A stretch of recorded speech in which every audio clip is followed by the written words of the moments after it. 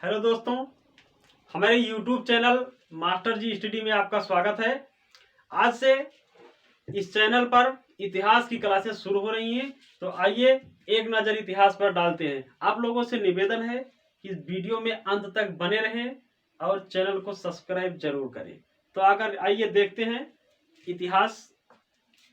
जैसे इतिहास एक बहुत ही विस्तृत सब्जेक्ट है। बहुत जैसे इस पृथ्वी का निर्माण से लेकर के और आज तक के जो घटनाक्रम है उनको इतिहास कहते हैं।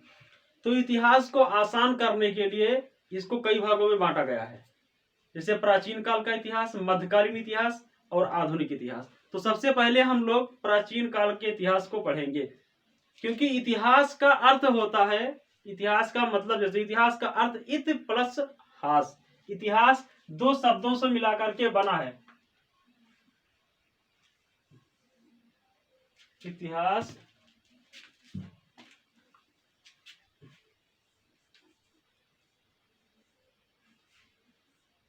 इति प्लस हास। अब इतिहास का अर्थ जो होता है, इति का मतलब होता है समाप्त हुआ। इति का मतलब इत यानी इंड, इसका मतलब हुआ समाप्त हुआ। और हास हम आशा करते हैं, मतलब जो समय बीत गया वो ऐसा ही बीता होगा। हम लोग एक कल्पना कर सकते हैं इसी तरह से बीता होगा। कैसे? जैसे हमारी किताबों में दिया गया है। ठीक। और इसकी परिभाषा जो है, इतिहास की परिभाषा जो है, इसको कहते हैं अतीत के क्रमबद्ध वर्णनों को। देख लीजिए, एक बार लिख दे रहा हूं। अतीत अतीत के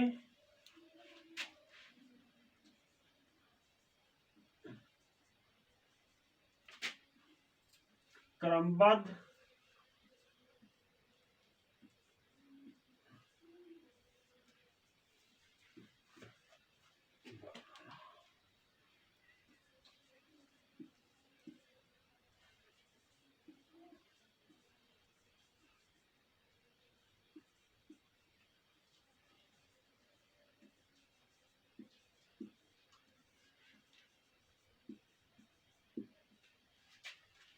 अतीत के क्रमबद्ध वर्णनों को ही इतिहास कहते हैं। अतीत मतलब बीता हुआ कल, और क्रमबद्ध ऐसा नहीं है कि जो बीत गया वो इतिहास हो गया, ऐसा नहीं है। मतलब हर घटना को इतिहास नहीं बना सकते आप, हर घटना को इतिहास में दर्शाया नहीं जा सकता। घटना वो होनी चाहिए जिसका लोगों के ऊपर प्रभाव पड़े। जैसे अब ये कोरोना काल चल रहा है, महामारी, ये इतिहास की एक बहुत बड़ी घटना होगी। ठीक। तो अतीत के क्रमबद्ध वर्णन, ठीक, एक के बाद एक स्टेप बाय स्टेप वर्णन जो हुए हैं उनको इतिहास कहा गया है। ठीक। इतिहास के जनक जो हैं इनको माना जाता है हेरोडोटस। हेरोडोटस नामक एक महान विद्वान है, इनको इतिहास का जनक माना जाता है। इन्होंने सबसे पहले अपनी पुस्तक लिखी हिस्टोरिका। हेरोडोटस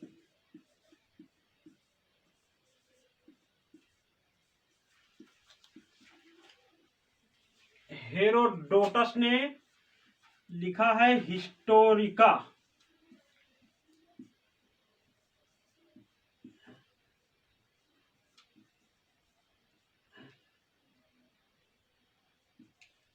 हिस्टोरिका, हेरोडोटस के हिस्टोरिका नामक ग्रंथ को या पुस्तक को इतिहास का पहला किताब माना गया, पहला पुस्तक माना गया।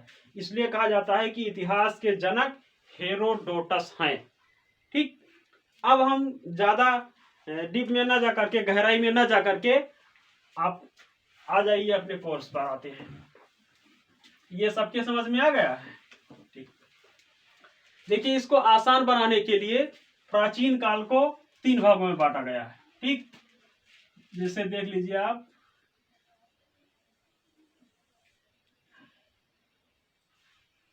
एक हो जाएगा आपका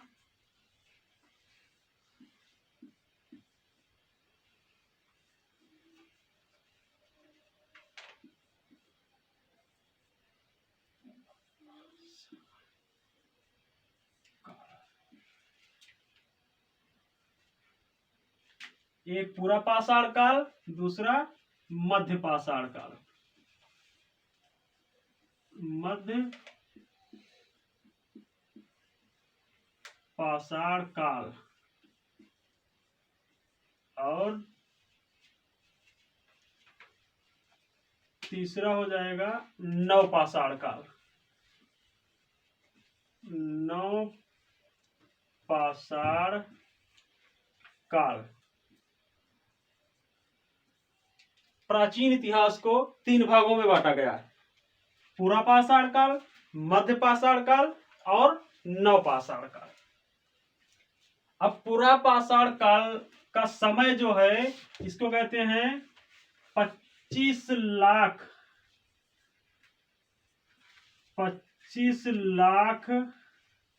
वर्ष से, मतलब 25 लाख ईसा पूर्व से ये आता है 12,000।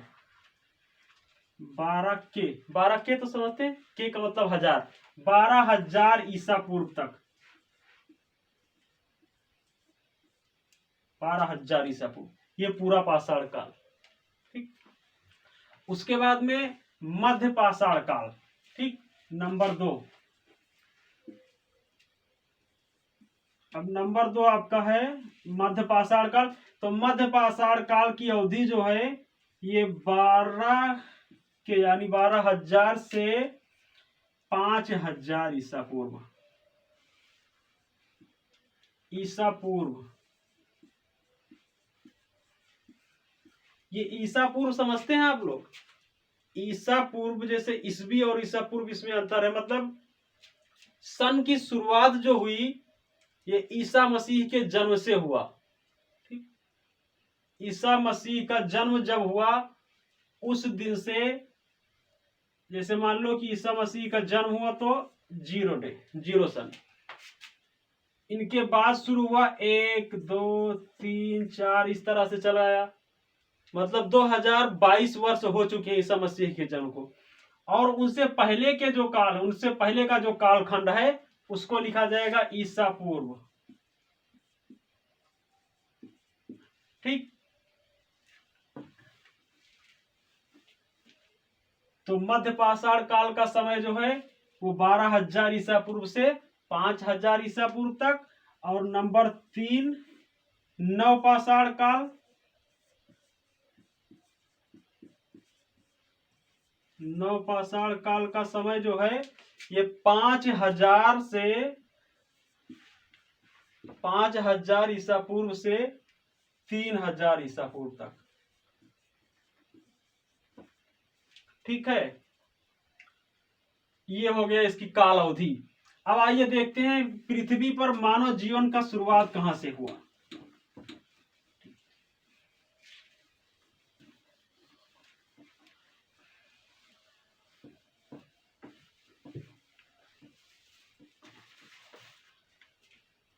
आज से लगभग 25 लाख वर्ष पहले अफ्रीका में एक, जिसे मानव का पूर्वज भी कह सकते हैं, नर वानर, उसका नाम था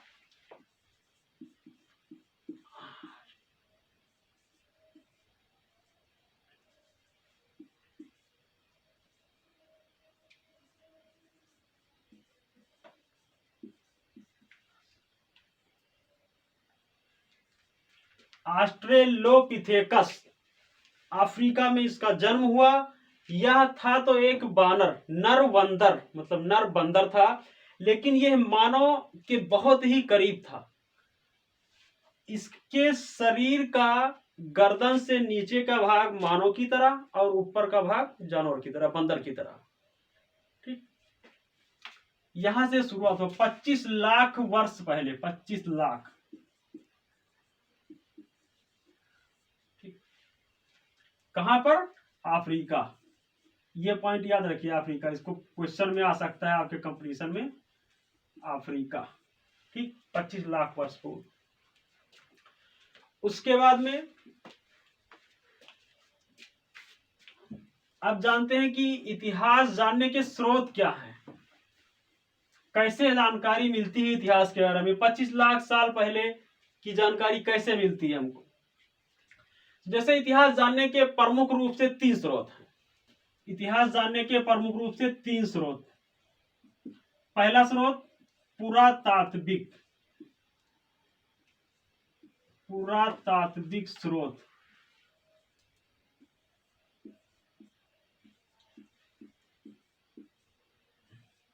अब पुरातात्विक स्रोत के अंतर्गत जो खुदाई के दौरान प्राचीन काल के अस्त्र शस्त्र या कुछ अवशेष मिले हैं वो आ जाएंगे पुरातात्विक स्रोत में।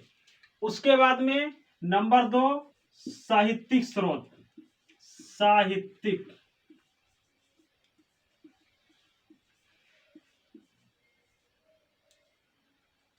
साहित्यिक स्रोत।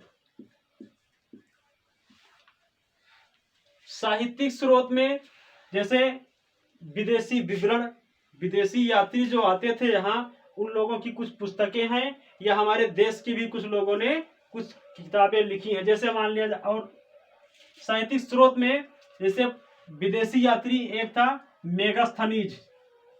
मेगास्थनीज नाम सुना है? मेगास्थनीज,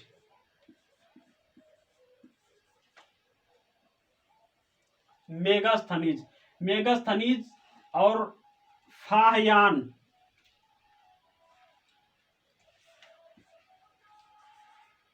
फाहयान, फाहयान। इसके अलावा अलबरूनी,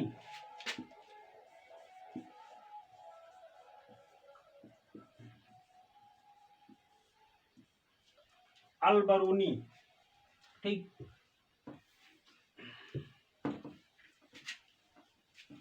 इन लोगों की जो कृतियां हैं, साहित्यिक स्रोत हैं, ये इतिहास को जानने में बहुत ही सहायता करते हैं। इसके बाद इतिहास के बारे में कुछ जानकारी वेदों से भी मिलती है। जैसे ऋग्वेद, सामवेद, यजुर्वेद और अथर्ववेद, 4 वेद हैं। लेकिन ऋग्वेद जो सबसे पुराना है, इसमें लगभग 900 वर्षों के इतिहास की जानकारी मिलती है। इन 900 वर्षों में लगभग 1500 ईसा पूर्व, 1500 ईसा पूर्व से 600 ईसा पूर्व तक की जानकारी ऋग्वेद में मिलती है, ठीक। इसके अलावा जो बौद्ध धर्म के साहित्यिक स्रोत हैं, उनसे भी इतिहास को जानने में कुछ सहायता मिलती है, ठीक। अब आ जाते हैं हम लोग, देखिए मानव जीवन का विकास। मानव का विकास कैसे किया इन्होंने? जैसे पहले ये चारों मतलब बंदरों की तरह चलते थे, उसके बाद खड़े होकर के चलना सीखा मानव ने। धीरे धीरे जैसे जैसे इनका विकास होता गया, वैसे वैसे देखिए, जैसे पूरा पाषाण काल में ये लोग क्या थे? पूरा पाषाण काल का थोड़ा सा जानकारी ले लीजिए इनके बारे में। इनकी जीवन शैली क्या थी? पूरा पाषाण काल का मानव बिल्कुल असभ्य और बर्बर हुआ करता था, बिल्कुल जानवरों की तरह था। इसको किसी भी प्रकार की कोई जानकारी नहीं होती थी। इनका सिर्फ एक ही लक्ष्य होता था, शिकार करना, अपना पेट भरना, बस खाद्य संग्रह करता था, बिल्कुल जानवर। उसके बाद में मध्य पाषाण काल का युग आया। मध्य पाषाण काल, इनके हथियार जो होते थे ये बहुत ही बेकार और भद्दे होते थे। उनको देखने पर यह भी नहीं पता चलता था कि मतलब मानव द्वारा बनाए गए हथियार हैं या वैसे किसी बड़े पत्थर को उठा लिया हथियार के रूप में इस्तेमाल कर रहे हैं। उसके बाद मध्य पाषाण काल, थोड़ा सा इनका जब विकास हुआ, उसको बोलते हैं मध्य पाषाण काल।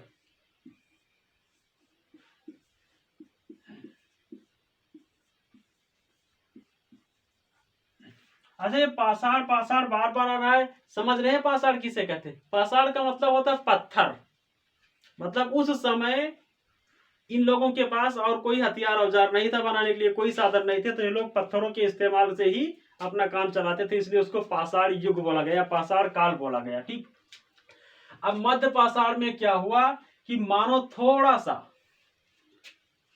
मतलब थोड़ा सा उसकी बुद्धि में विकास हुआ और उसने छोटे हथियार बनाने शुरू किए। छोटे, जैसे पहले पूरा पाषाण काल में बहुत बड़े होते थे, मध्य पाषाण में थोड़े छोटे हो गए। उसके बाद नवपाषाण काल।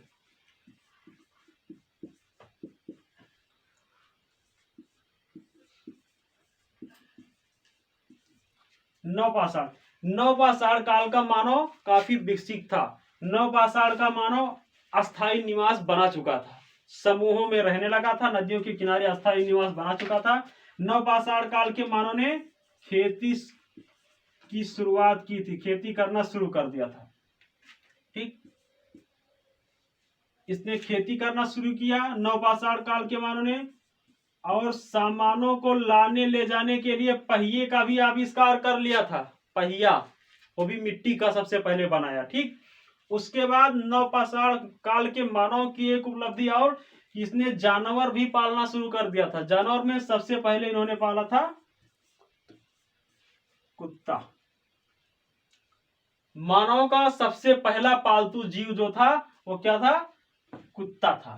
ठीक, ये नवपाषाण काल की उपलब्धि थी। हाँ, मध्य पाषाण काल की एक उपलब्धि हम आपको बताना भूल गए थे, अंत्येष्टि।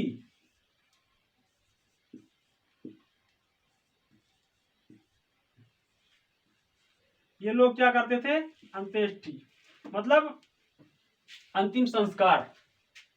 मध्य पाषाण काल के लोगों ने अंतिम संस्कार करना शुरू कर दिया था। ठीक, अब नवपाषाण काल में खेती, पहिए का आविष्कार और जानवर पालना। ठीक, इसी काल में हम आपको बता दें, अब ये लोग जैसे खेती करते थे तो पहले अजूरे में लेकर के जाते थे हाथ में, इसको अजूरा बोलते हैं, अनाज को या और कोई सामान अनाज को। ठीक, तो धीरे धीरे इन्होंने बर्तन का विकास किया, मिट्टी का बर्तन बनना शुरू किया, उसको मृदभांड बोलते हैं।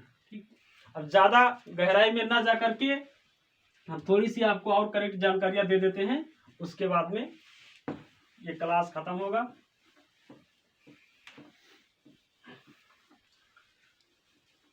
जैसे ध्यान रखने वाली बात, प्राचीन है, पूरा पाषाण काल का समय जो है 25 लाख से 12,000 ईसा पूर्व। मध्य पाषाण काल का समय जो है वो 12,000 से 5,000 ईसा पूर्व, और नवपाषाण काल का समय जो है वो 5,000 ईसा पूर्व से 3,000 ईसा पूर्व तक। यह बात ध्यान रखिए, मध्य पाषाण काल का जो है मानव वो अंतिम संस्कार करना जान चुका था। उसके बाद नवपाषाण काल का मानव जो था, इसने जानवर पालना शुरू कर दिया, उसकी एक उपलब्धि। नंबर 2, खेती करना शुरू किया, अस्थायी निवास बनाया और पहिए का आविष्कार हो गया था। ठीक, उसके बाद में आपको हम बता दें, खेती करना शुरू किया, इसके साक्ष्य जो हैं, सबसे पहले मानव ने खेती में गेहूं की फसल उगाई थी। गेहूं करना मतलब खेती करना शुरू किया। यह 7,000 ईसा पूर्व, गेहूं की खेती के साक्ष्य 7,000 ईसा पूर्व मेहरगढ़ से मिले हैं। कहां से? मेहरगढ़। मेहरगढ़, मेहरगढ़ जो कि पाकिस्तान में इस समय है। ठीक, इन्होंने गेहूं शुरुआत किया था।